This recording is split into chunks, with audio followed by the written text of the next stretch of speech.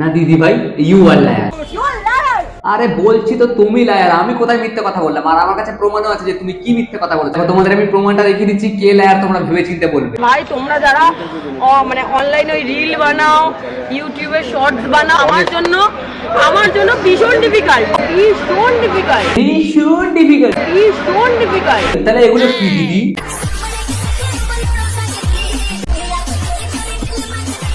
Next.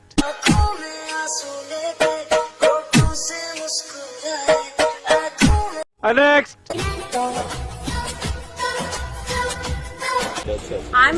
मत करो run लो।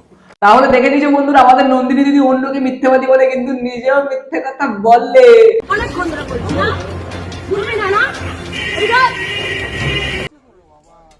দিদি আমার ভুল হয়েছে, আমায় ক্ষমা করে দেন। আমার ভুল হয়েছে, ক্ষমা করে দেন। জানি সবাই অলরেডি এই টপিকটা নিয়ে ভিডিও বানিয়ে ফেলেছে, কিন্তু আমি সবাই করলাম শুরু, কারণ তুমি যদি সেরা হও আমি হলাম তোমার গুরু। যারা যারা এই চ্যানেলের মধ্যে নতুন এসো তার জন্য বলে রাখি, আমি তোমাদের সবার প্রিয় দিক মানে ওয়ান এন্ড অনলি ছাপরি। তাহলে দেরি না করে কানে বুঝে নাও হেডফোন, আজকের ভিডিও শুরু করি। স্টার্ট।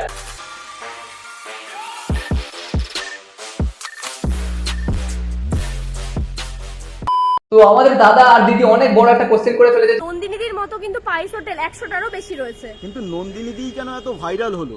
এতগুলো হোটেলের মধ্যে নন্দিনী দিয়ে এত কোনো ভাইরাল হলো? তো ভাই এখানে তো সিম্পল একটা ব্যাপার আছে যে এখানে সবাই ভাতের সাথে রাসও খেতে যায়। দেনা দিল মুঝকো দেনা লেনা। तो उससे मेरा क्या फायदा? মানে নন্দিনী দিয়ে এতটা পরিমাণে ফেমাস হয়ে গেছে, এখানে ডুপ্লিকেট নন্দিনী বেরিয়ে যাচ্ছে। আপনি আপনারা ভিডিও করছেন, কন্টেন্ট বানাচ্ছেন আমাকে দিয়ে, আমি সবকিছু মেনে নিচ্ছি, তা বলে এরকম ভাবে ট্রোলিং এগুলো ক্যামেরা অফ।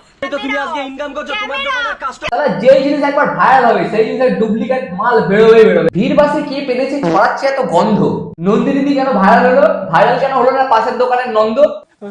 মানে এতদিনে সবাই বুঝতেই পেরে গেছে যে ওখানে যাওয়ার পেছনে সবার দুটোই কারণ থাকে, একটা হচ্ছে খাওয়া দাওয়া, একটা হচ্ছে আসার পেছনে আমার দুটো কারণ আছে। তো এখানে খাওয়া আর তোমার হাসিটা সামনাসামনি প্র্যাকটিক্যালি দেখা।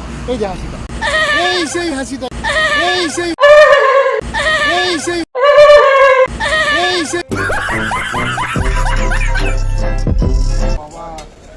মানে এতদিন আমি বুঝতেই পেরে গেছি যার নামের পেছনে দিদি এই দুখানা ওয়ার্ড বসবে তারা ভাইরাল হবে, তারা ফেমাস হবে।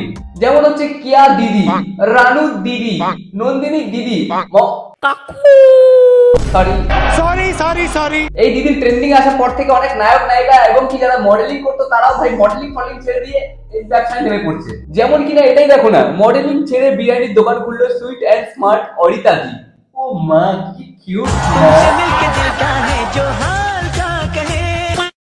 এখানে 120 টাকায় আনলিমিটেড চিকেন বিরিয়ানি দেওয়া হচ্ছে, কিন্তু আমি যদি পাশের দোকানে 20 টাকায় আনলিমিটেড চিকেন বিরিয়ানি দিই না, তাও সবাই মিলে ওই দোকানেই যাবে, কারণ ওখানে সুন্দরী দিদি আছে।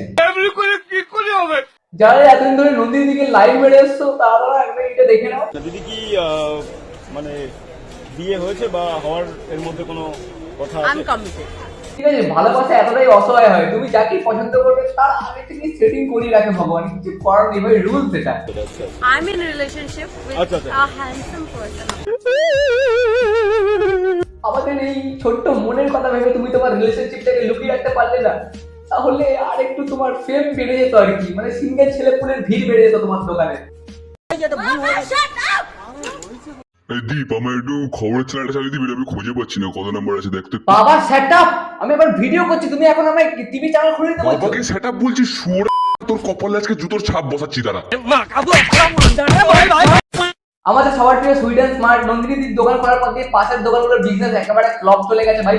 আর নন্দিনী দিদির দোকানের মধ্যে তুমি সব রকম কাস্টমার দেখতে পাবে, কেউ ভাই মেয়ে বাজি করতে আসে, কেউ ভাই রান্না দেখাবার নাম করে দিদির মুখই দেখিয়ে যায় সারাক্ষণ ধরে, আবার কখনো কখনো 5 স্টার রেস্টুরেন্টের কাস্টমার চলে আসে যারা এসে বাওয়ালি করে ভাই। Madam mind your language. No, language I will not. Don't call me liar. অনেক সুন্দর বলেছেন আপনি ফেমাস হয়ে গেছেন। কাকু তুমি যখন জানো যে দিদি ফেমাস হয়ে গেছে, ফেম পেয়ে গেছে, তাহলে তোমার ওই দোকানে আসার দরকার কি?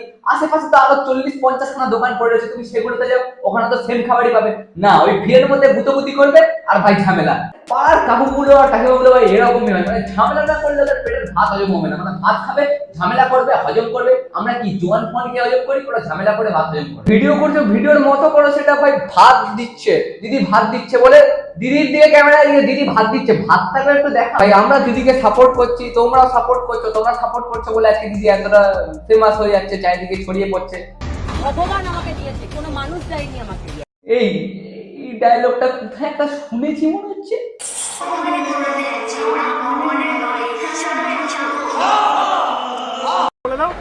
বাঙালির হাতে বাঙালি রান্না খেতে হলে আমার দোকানে আসতে হবে।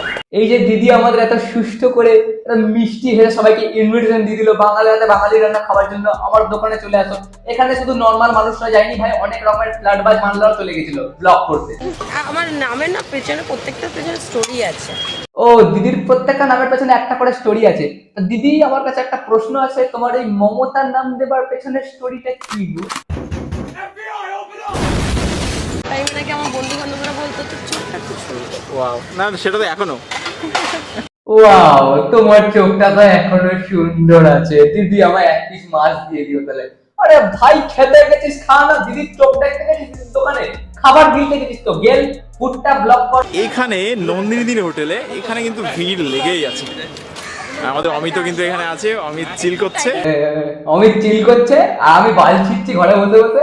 ভাই এরা খাবার খেতে গেছে না, ওরা সত্যি সত্যি বাল ছিটতে গেছে। আমি তো এটাই বুঝতে পারছি না। ফুড যারা ব্লগ করে, আমি তো একদমই পারি না ভাই, ফুড ব্লগ একদমই আসে না আমার দ্বারা। কিন্তু আমি অন্তত খাবারটুকু দেখাই ভাই। খাবারের দোকানের মেয়ে মালিক থাকে, তার দিকে ক্যামেরাটা করি না, একটু খাবারগুলো দেখা অন্তত। ভাই সারাক্ষণ দিদির দিকে ক্যামেরা, আমার দিদি এই করছে, অমিত এই করছে, ভাই নাচছে। অমিত ভাই ওখানে খেতে যায়নি, অমিতও কিন্তু এখানে আছে, অমিত চিল করছে। অমিত তো গাঁড় দোলাতে গেছে, অমিত গাঁড় দোলাচ্ছে নিজের মতো। আর আমি আমার ক্যামেরা দিদির দিকে ধরে রেখেছি। দিদি রান্না করছে, দিদি রান্না দেখাবো না, দিদিকেই দেখাবো, তোমরা চাপ নিও না। এখন কিন্তু ভাত উঠাবে।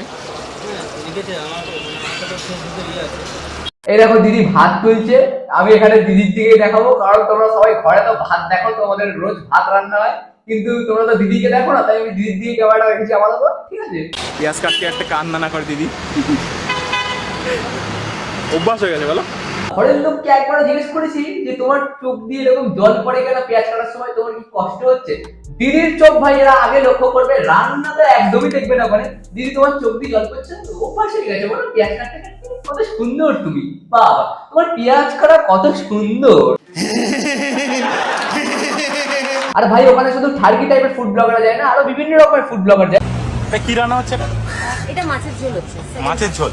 কি বালের ফুড ব্লগার হলে তুমি যদি রান্না দেখে রান্নাই না চিনতে পারো? ভাই কড়াইয়ের মধ্যে সামনে দেখতে পাচ্ছে কি রান্না হচ্ছে, তাও না দিদির মুখে শুনবো, দিদির মুখে মিষ্টি হাসি দেবে আর মিষ্টি মিষ্টি বলে মাছের ঝোল করছি। কেন কাকা তুমি ওখানে দেখতে পাচ্ছ না কি রান্না হচ্ছে, কিছু একটা ঝোল হচ্ছে নাকি সেটাও দেখতে পাচ্ছ না? তুমি কি আকাশের দিকে তাকিয়েছিলে যে কাকের দুখানা বিচি এসে তোমার চোখে আটকে যায় আর তুমি কিছু দেখতে পাচ্ছিলে না?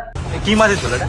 ওখানে পুঁটি মাছের বিচি রান্না হচ্ছে, যেটা তোমার পোদের মধ্যে কেরোসিন তেলের কাপা ঢুকিয়ে ওখানে গরম গরম ঢেলে দেওয়া হবে। আমরা খাবার জন্য খাই না, আমরা হাগার জন্য খাই।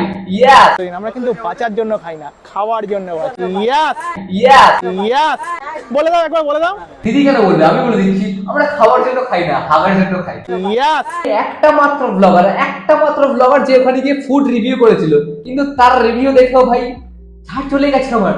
সারা নিজে খাবার আগে 15 মিনিট ধরে এইটা দেখো, এটা আলু ভাজা, এটা ভাত, এটা লেবু, এটা নুন, এটা থালা। আমাদেরকে কিন্তু আলু চোখা দিয়েছে, আলু ভাজা দিয়েছে, এখানে মুগ ডাল রয়েছে, আর এপাশে ফুলকপি দিয়ে বেগুন দিয়ে একটা তরকারি, আর কিন্তু চারা পোনা মাছ রয়েছে।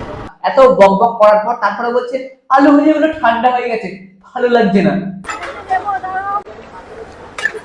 ভাতটা গরম, তবে আলু ভাজাটা ঠান্ডা হয়ে গেছে তো অতটা ভালো লাগছে না। শালা তুমি এতক্ষণ ধরে আগে বকে গেলে, না বকে খাবারটা তো সাইজে দিতে পারতে, তাহলে গরম গরম খেতে। নিজে খাবার ঠান্ডা করে বলছে ঠান্ডা খাবার ভালো লাগে না, বাল খাও তুমি। যে আশা নিয়ে এসেছিলাম খাবারটা খেয়ে কিন্তু আমার একটু নিরাশই লাগছে। শোনো, যেই আশা নিয়ে আমি তোমার ভিডিও দেখছিলাম, সেই আশা নিয়ে আমার চাষা একদম পুরো মরে গেছে। আমি বুঝতে পেরেছি তুমি কিরকম টাইপের ব্লগার মারা। শালা নিজেই প্রথমে গিয়ে কাজের সময় ডিস্টার্ব করবে, আর তারপরে তার কাজের ক্ষতি ধরবে তুমি আবার, যে এইটা বেশি হয়েছে, এটা কম হয়েছে, এটা বাল হয়েছে, এটা ছাল হয়েছে। আলু চোখাটায় না একটু নুন বেশি হয়ে গেছে, এটা যদি একটু কম হতো না আই হোপ ভালো হতো। কুরকুরে কোম্পানির মালিক, তুমি একটু কুরকুরেতে নুনটা কম দাও, তাহলে একটু ভালো হতো। আমি যেই আশা নিয়ে কুরকুরেটা কিনেছিলাম 10 টাকা দিয়ে, খেয়ে আমার কিন্তু একটু নিরাশ হয়ে লাগছে, একটু নিরাশই লাগছে, নুনটা বেশি হয়ে গেছে চিপসে। তাহলে এতদূর যখন গেছিস ব্লগ করতে, এতগুলো ক্লিপ নিলি, এত ভালো ব্যবহার করলো তোর সাথে, ভালো কথা বলে দুটো।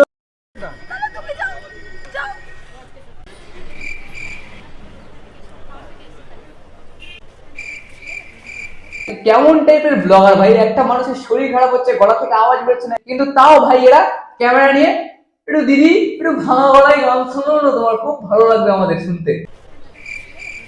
দিদির ভাই দিদির দোকানে এসেছিল দিদির হেল্প করার জন্য, কিন্তু ভাই দিদির কাজ ভাই চুলোই যাক, দিদি তুমি ভাইয়ের সাথে হাত করো, আমি আমার ভিডিওতে নেব। এটা টোটালি আলাদা, আই থিঙ্ক দেখতে পেয়েছো। হ্যাঁ টোটালি আলাদা।